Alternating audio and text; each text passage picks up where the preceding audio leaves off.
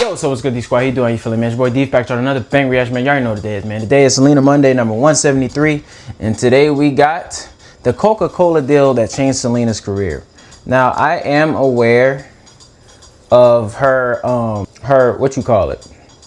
Her endorsement, if you will, or her deal with Coca-Cola. I didn't know that she was on the commercials back then. But I don't think I know the ins and outs of how that deal started. So I guess this is what this video is going to explain. For those of y'all who do know, just keep it to yourself. Well, not keep it to yourself, but just put in the comments of what you do know about the Coca-Cola deal that Selena made. And I would really appreciate it. You know what I'm saying? So anything that this video is not going to tell me, just let me know other details on it. And even if they're not telling the truth, go ahead and fact check it and tell me what you feel about it or what you know about it in the comments. But other than that, y'all, leave the original video link in the description down below. Those y'all want to check it on your own time. As always, like, comment, subscribe, and join the Deep Squad if you haven't already. Also, subscribe to my second channel, DatBoiDith Skits. But without further ado, y'all, Selena, Coca-Cola deal. Let's get into it. Picture this. It is Friday evening, March 31st, 1995. You come home after a long, exhausting week, you drop your keys on the kitchen counter, and, the first thing you notice in the darkened room is a flickering red light. The answering machine. Exactly, the answering machine. It is blinking frantically. Yeah. And, today, breaking news hits our phones in milliseconds, right? A notification buzzes in your pocket, and you instantly know what is happening anywhere in the world. Yeah, the contrast is wild to think about now. It really is, because back then finding out a superstar had been tragically murdered, well, it happened in slow, agonizing motion. So you press play on this machine, the tape rewinds, and you hear the voice of a family member. Right. In this specific case, it is a cousin calling all the way from San Antonio, Texas. And with each successive message on the machine, the voice just gets more frantic, saying, "Call home immediately. Someone has been shot." It is just a profoundly eerie way to receive news of that magnitude. Because, you did not have a smartphone. There was no social media feed to scroll through. Nothing. You were completely isolated. Right. You were left entirely in the dark. You would not find out until much later that night, perhaps by finally turning on the evening news, that the person who had been shot was 23-year-old superstar Selena Quintanilla Perez. Which is just devastating. It was. She had been killed by the very woman managing her fan club and her boutiques. It was a staggering tragedy that absolutely froze millions of people in their tracks. It effectively stopped time for an entire community. It really did. And, we are so accustomed to the relentless, instantaneous news cycle of the modern era that it is genuinely hard to comprehend that kind of delayed shock. Oh, absolutely. But that specific memory, that highly cinematic moment of standing in the dark listening to a blinking answering machine, that actually comes directly from Linda Machado. She is a staff member at the National Museum of American History at the Smithsonian. Right, which ties into what we are looking at today. Exactly, because today we are going on a deep dive into a collection of personal reflections from the Smithsonian staff. But I want to be clear, we are not just recounting a tragedy here. No, not at all. Our mission for this deep dive is to explore how Selena became really the ultimate American story. We are looking at how she bridged this colossal gap between distinct cultural identities and mainstream corporate America. And, to do that properly, we really need to view her through a very specific historical and commercial lens. Okay, set the scene for us. Right. So between the 1950s and the 1970s, United States advertising began this seismic shift. Prior to this era, agencies relied heavily on what we call mass marketing. Just a generic approach. Exactly. It was a one-size-fits-all approach designed for this presumed American monolith. But slowly, the industry began to recognize and define distinct target markets. So they realized not everyone is exactly the same consumer. Precisely. And the Hispanic market in the early 1990s was growing incredibly fast. But the thing is, corporate America just didn't quite know how to speak to it authentically. Right. And Selena, well, she ended up becoming the ultimate symbol of that shift. She was this pop icon whose hard-won fame captured an unprecedented cross-section of fans. And she ultimately changed how massive giants, like Coca-Cola, approach Hispanic marketing forever. Okay, let's unpack this. Because to truly understand her legacy as an advertising icon, I feel like... Hey, yeah, that's it. Do y'all think that if it wasn't for Selena and her deal with Coca-Cola, it wouldn't be as international as it is now, like with the Latinas. Like, you think she said it? She put Coca-Cola on the map for Latin Americans. If that's the case, that's awesome. Like, that should go to tell you the type of impact that she had, because I think Coca-Cola was already an American worldwide drink, but for it to go international, if she played any part in that, that's legendary. Like that's legendary. First have to understand her physical presence and her musical dominance in the early 90s. Yeah, you really can't skip over that. You can't just jump straight to the corporate boardrooms, you know. Back then, she was an undeniable force across the Southwest and in Mexico, but she was actually still relatively unknown in the broader mainstream United States. Right, and that memory from Melinda Machado actually provides a perfect window into that transitional moment. Because Melinda vividly remembers seeing Selena perform in Washington, D.C., and this was in 1993. Oh, wow. Right in the capital. Yeah. It was during Hispanic Heritage Month at this special event organized by Representative Solomon Ortiz of Texas. And importantly, his district included Corpus Christi, which was where Selena grew up. Oh, that makes total sense. And Melinda paints this incredibly striking visual of that 1993 performance. I mean, you have to visualize Selena crossing the stage, just completely commanding the room in her absolute signature look. The iconic outfit, yeah. Exactly. She is wearing a leather motorcycle jacket with a bejeweled bra underneath. Her mane of hair is just flying as she moves to the rousing, pulsating rhythm of this large band behind her. It is such a powerful image. It is. You are essentially watching her take the deeply rooted sounds of South Texas. You know, the music of weddings, of quinceañeras, of local bales or dances, and she is just blasting it right into the formal political heart of the nation's capital. You're literally watching this cultural crossover happen right before your eyes on that stage. Yeah, man. It sounded like she played a big part in that. Like, she brought Texas, like, she put it on the map, man. Like, she did a lot, you know, and she used her skills, performance skills to do it, you know what I mean? And then people already loved her, so I can see how that would, you know what I'm saying, make sense. You know, it was in her hometown, so she had to represent. She was already known in Texas, Mexico, you know what I'm saying, but international, like, that's awesome. And her groundbreaking achievement in the music industry, I mean, it cannot be overstated. Remind us of the Billboard milestone. All right, so Selena became the very first Latina artist to top the U.S. Billboard 200 chart with a predominantly Spanish language album. Which is huge. It was massive. Yeah. That was a ceiling no one was entirely sure could be broken at the time. Which, it makes me think back to that answering machine in 1995. How so? Well, if you compare that delayed news cycle to today's instant notifications, it really amplifies how isolating the tragedy must have felt. Yeah. But I want to ask you about the cultural weight of that moment. Okay. If she was on the verge of this undeniable crossover in 95, literally just hitting that Billboard milestone, how much of a shockwave did her death send through communities that were, you know, only just starting to finally see themselves represented on that global level? I mean, it was an existential shockwave. Yeah, Truly. it was crazy. And to understand why it hit so deeply, you really have to look at what Selena... I also want to know, right, because I am sure that some of y'all that watch my Selena videos have been around back in the 90s, so y'all just reflect on how y'all felt, man, like on where y'all was at, you know what I'm saying, how y'all felt when y'all heard about the tragic news, man, because it was shocking, like, to the whole world damn near, you know, like, so I would like to hear about y'all. I would like to hear y'all perspective on that, like how did it affect y'all and how crazy was it, you know what I'm saying, because I'm already knowing, like, off the rip, like off the documentaries and stuff like that, it was crazy. So y'all just, you know, share y'all personal, you know, experience with that. Represented internally to those communities. It wasn't just about the music. No, it was not just that she was famous. It was the highly complicated way she navigated her own identity. And we actually have this beautiful, and I'd say slightly surprising perspective on this from another Smithsonian staff member. Right. Amelia Thompson. Exactly, Amelia Thompson.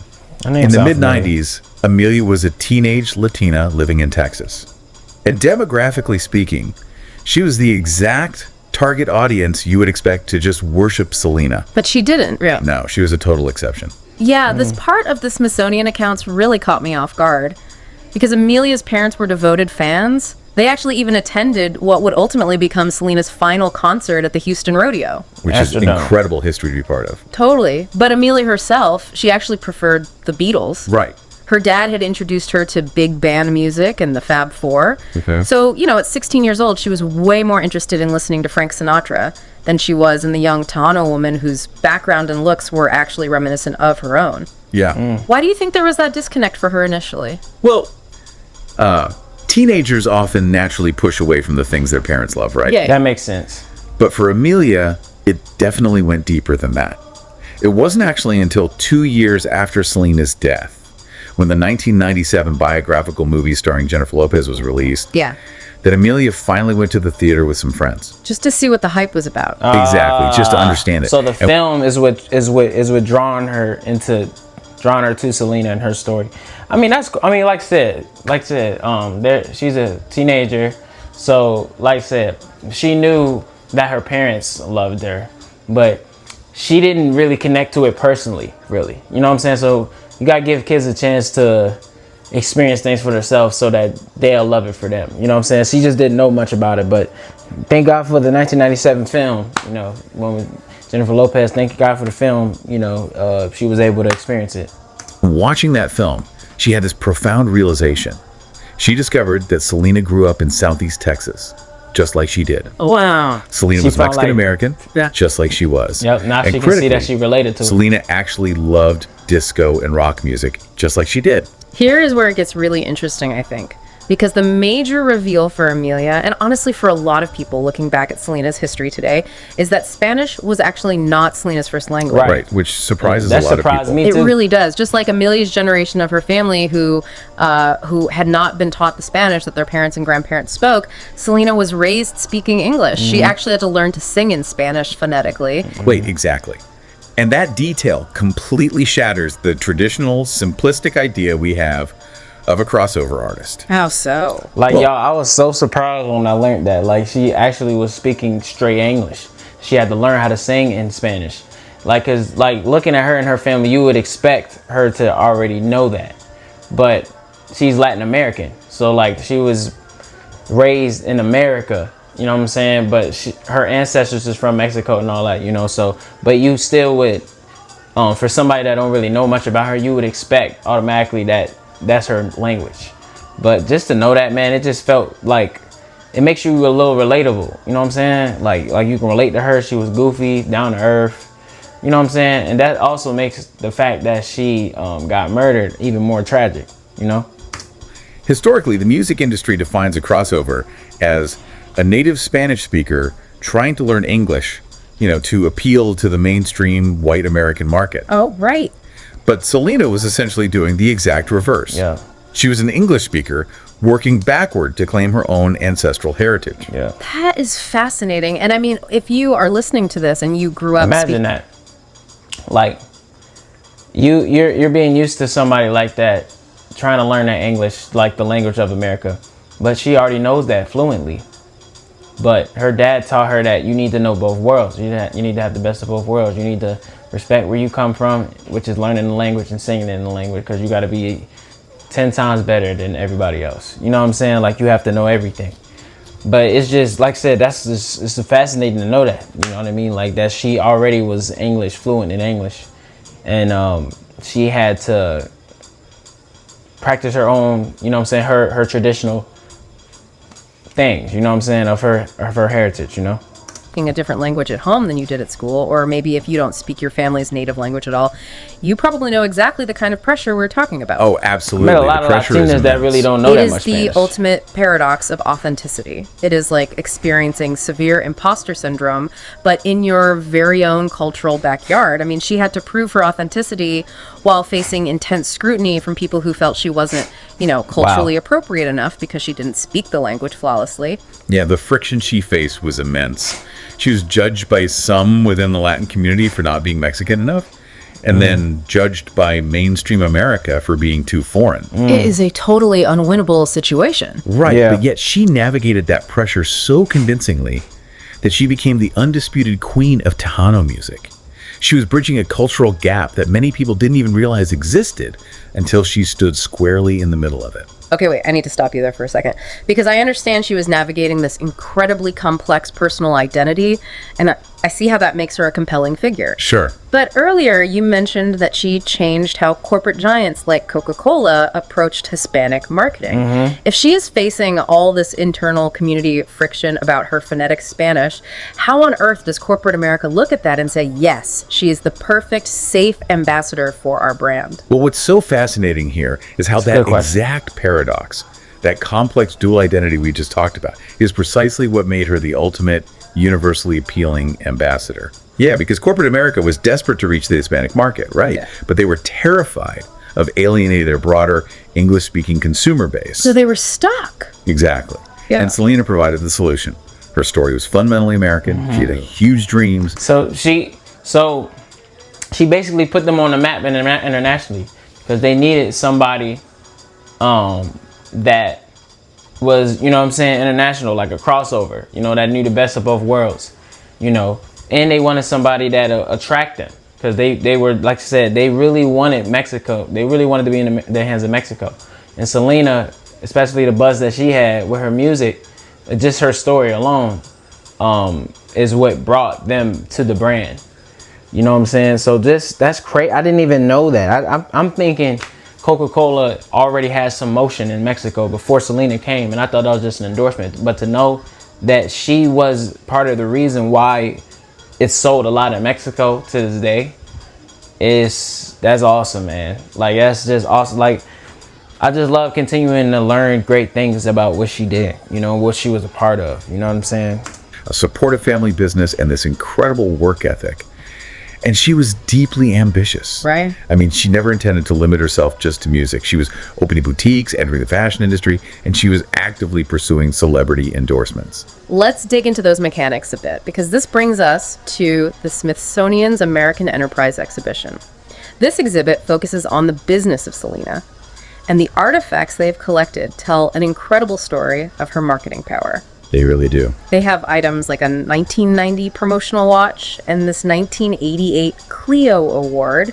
And that was won by the Texas advertising firms Sosa, Bromley, Aguilar, and Associates for their groundbreaking work in HIV/AIDS awareness. Yeah, and that Clio Award is crucial context for the time period, because it proves that by the late 80s, Texas-based advertising agencies were already proving to the broader industry that you could create sophisticated award-winning campaigns specifically for the Hispanic market. So the groundwork was already there. Exactly. The infrastructure was being laid. And that paved the way for what is really the marquee artifact in this exhibition, which are the photographs from a 1994 Coca-Cola advertising campaign. Shot by the photographer Al Rendon, right? It's shot by Al Rendon. Can you describe the look of that campaign for the listener? Because it perfectly captures what you were saying about her dual appeal. I mean, the costume her family donated to the museum in 1999, which was featured in her promotional imagery, included these tough leather boots, these tight spandex pants, a satin bustier, and her signature motorcycle jacket. It is such a distinct look. It is. And Marvet Perez, who was the former curator of Latino history and culture at the museum, she described that highly specific, idiosyncratic style as wavering between sexy rebel and Mexican-American good girl. I love that quote. And Marvet Perez's description really explains the underlying psychology of the entire marketing strategy. How so? Well, that precise aesthetic, the rebel, mixed with the good girl, was the exact formula Coca-Cola needed. Oh, I see. From a corporate so Selena was basically everything that they needed. She was a mixture. She was the best of both worlds. She had that, like they said, that nice, attractive look, but also good girl look. Like, they needed that. And Selena was everything that they needed. So just to know that she brought that, man, to the brand, that's awesome, man. Like, that's crazy. Like, I never knew that the impact was that big, I'm thinking it was just an endorsement for her. But to know that was actually, she's actually the backbone of why it's selling in Mexico and internationally to this day. Like, that's wild. Psychology standpoint. The good girl aesthetic signaled safety, family values, and hard work to those mainstream corporate executives. But then the sexy rebel aesthetic. That signaled undeniable authenticity and modernity to Tejano youth. So she played both sides perfectly. Right. She effectively acted as a cultural translator. I want to use an analogy here to make sure we really grasp how fundamental this shift was, because earlier we mentioned mass marketing. Yes. Think of traditional mass marketing like casting a giant generic net into the ocean. You throw it out there with one simple message and you just hope you catch a few good fish. But target marketing, which Selena spearheaded for these brands, was entirely different. It was like using a highly specialized, custom-designed lure to catch the exact fish you wanted. That is a great way to put it. Coca-Cola realized they didn't just need a famous face. They needed someone who spoke to the specific aspirations of this growing demographic. Precisely. They realized that just doing a generic translation of English slogans into Spanish wasn't going to be enough anymore. And the brilliance of it was that Selena wasn't playing a caricature for Coca-Cola. She was just being herself. Right. She was simply being her authentic, complex self. Hey, man, sometimes less is more. Sometimes less is more. And what I mean by that is you don't have to do too much. Just be yourself. And you will, surely understand that that's all you needed, man, to move forward. I know sometimes us humans think that we got to do certain things and overdo things just to, get attention. But at the end of the day, really, nah. You just got to be your authentic self, and just, do it with the best of your ability. You know what I'm saying? Because people can see through that. People can see through the faking and all that. You putting a mask and all that. So it's best to not do that. I mean, I'm not saying not to be respectful, but I'm saying you don't have to act like something you're not to get by. You know what I'm saying? To move forward and to be successful. And thank God Selena was just literally one of the most genuine people that you can meet, because you can see it. It's all over the internet. It's all over YouTube. And you can see how she was, and you can learn about how she was off the stage. You know what I mean? How she was with fans, how she would make time to just meet fans and stuff, And it's because it's easy to let the fame get to your head. But Selena was she didn't look at herself as famous. You know what I'm saying? She looked at herself as everybody else, And that's kind of how I want to be if I ever get famous. You know what I mean? I don't want it to disconnect me from who I really am, which is humble, down to earth. And that's another reason why I feel like me and Selena's story kind of relate, because she was down to earth. She was humble. You know what I'm saying? And she never took what she had for granted. She comes from a grounding family, a strict family, and a loving family. So, you know what I'm saying? It's best to just be yourself, and you never know how many people you'll touch, To deep-rooted traditional values while simultaneously looking completely modern, fierce, and aspirational. Which is incredibly hard to pull off. It really is.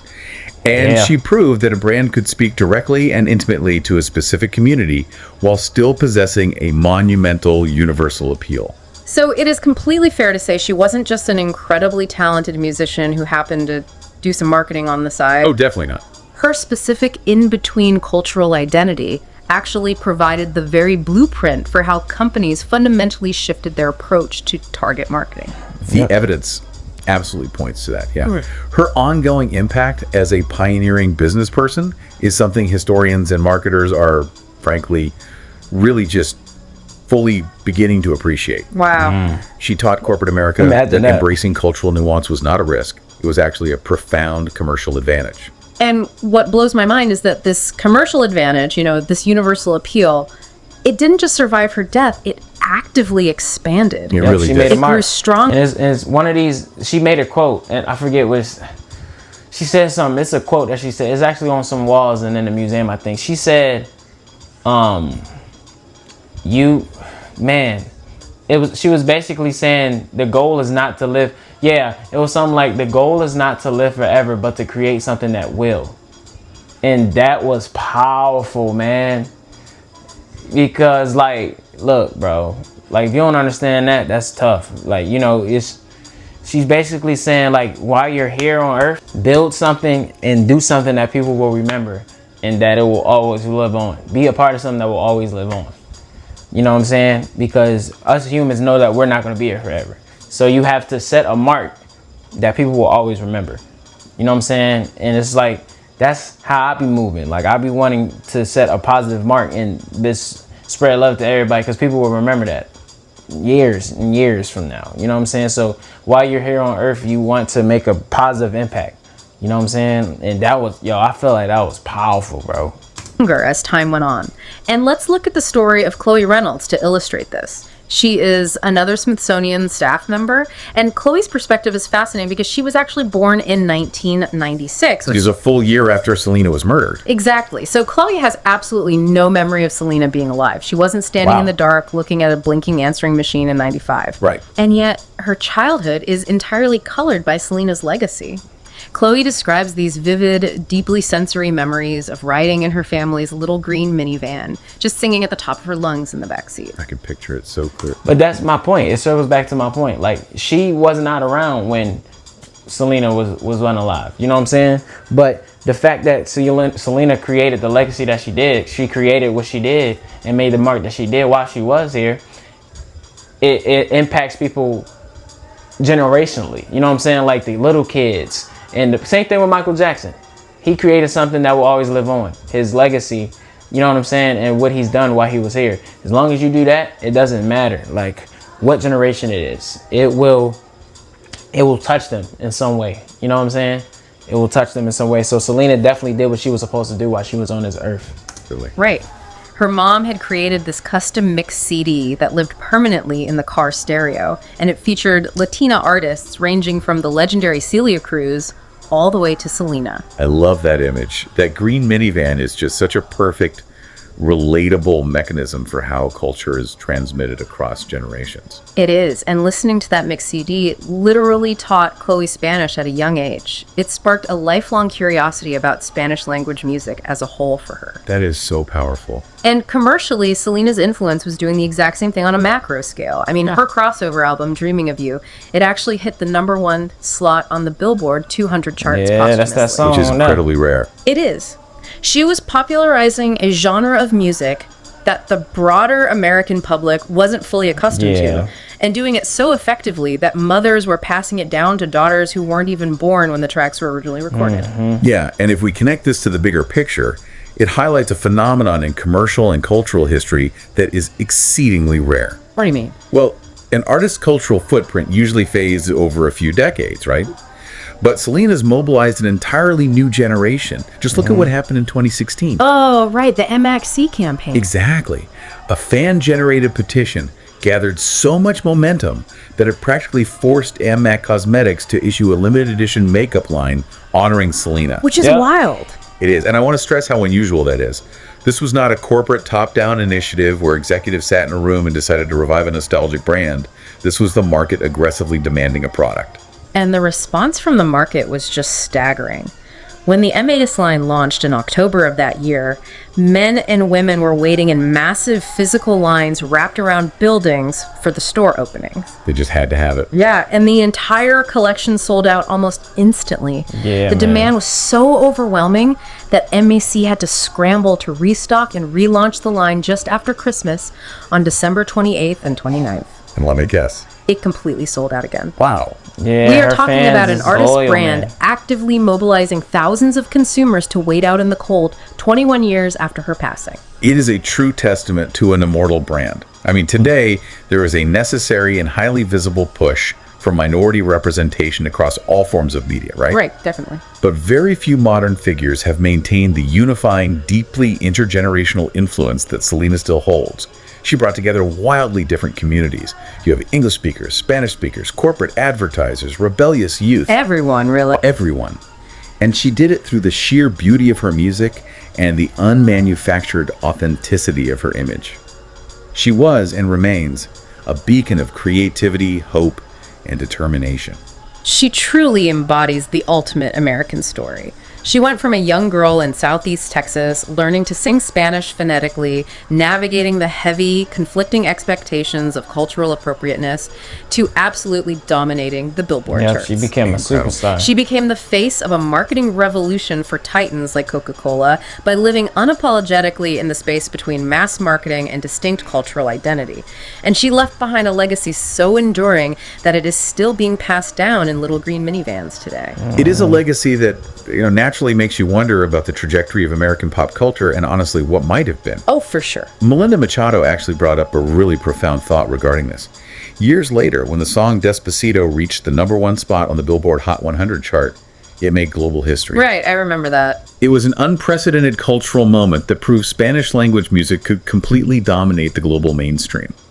But looking back at the artifacts in the Smithsonian, it leaves you with this lingering, almost haunting question inspired by Melinda's reflection. Yeah. If that answering machine hadn't been blinking in the dark on March 31st, 1995, if Selena's life hadn't been so tragically cut short, would she have been the first? Exactly. Would Selena have completely erased the line between Latin music and global pop decades earlier? Yeah. It leaves you wondering exactly what she could have accomplished and how she would have dominated. I mean, people ask kind of like the same questions about what if Aaliyah was still here? Like, where would she be? You know, same thing with Pac and Biggie. You know, it's only just what if, you know, because they're just no longer here anymore, unfortunately. But you just get to thinking like, yo, just imagine everything that they would have accomplished in the marks, the even more marks that they will set. They would have set if they were still here. Like, I put Selena in that same bracket, like up there with Aaliyah, Pac, Biggie, because they were so young, accomplishing so much while they were on the earth. And they were just them type of people that you know that if they were still here, they would be accomplishing a lot. You know what I'm saying? Like, she deserves to be in that category. The borderless digital music landscape we live in today. It is a question without an answer, unfortunately, but her lasting influence on music, marketing, and cultural pride is absolutely undeniable. Her legacy continues to inspire entirely new generations to embrace who they are without compromise. Beautifully said. Well, thank you for joining us. Yeah, man, I learned a lot. You know, I did not know, after all these, you know what I'm saying, these few years of me learning about Selena, like, I did not know how powerful her impact was at the Coca-Cola. Like, that is awesome. You know what I'm saying? Like, that is awesome. But of course, then again, y'all, if y'all want to fact check or if there's anything that they missed, just put in the comments of how you think about it. Where were you guys if you guys were around back then when she was murdered? Where were you guys, and how did that affect you personally? And if there's anything that they missed about the Coca-Cola deal, just please don't hesitate to tell me your side of it in the comments. But with that being said, y'all, that concludes another video of Selena Monday. I hope y'all enjoyed it. Same time next week. Any other requests of what you guys want to see for next week's video, just drop it in the comment section and we'll go from there. But I hope you guys enjoying y'all Monday so far, and I hope you guys are looking forward to your Tuesday. Hope your week goes well. God bless y'all. Y'all just keep prayed up, stay prayed up. You know what I'm saying? Keep them in the center of your life. Until next time, man, I love y'all. God bless y'all. Until next time, Div is out, man. Peace.